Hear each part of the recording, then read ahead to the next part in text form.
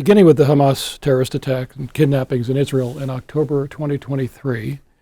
The last year and a half, as you were saying earlier, has been a period of tension and suffering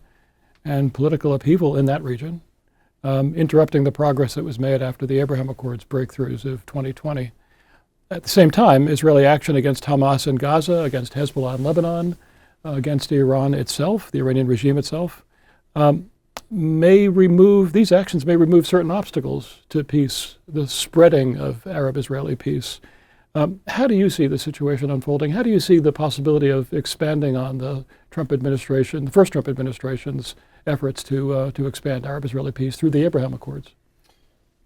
Well, first, I think it's important, Jason, for the viewers to know that long before the Abraham Accords, AJC and you in particular were making regular trips to the Gulf, understanding the potential that was there, the potential that really came to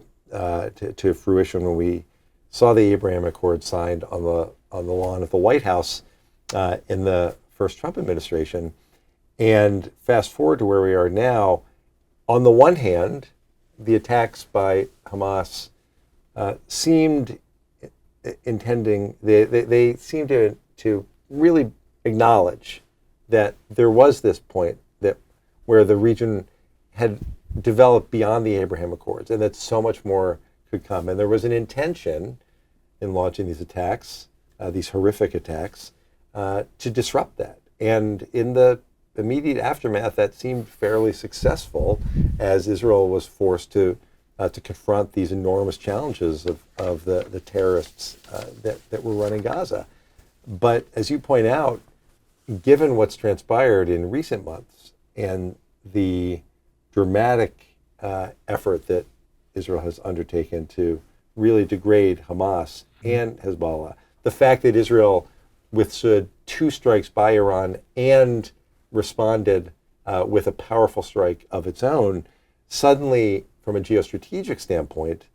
Israel's in a different place than it was in those early days after October 7th, and there is the opportunity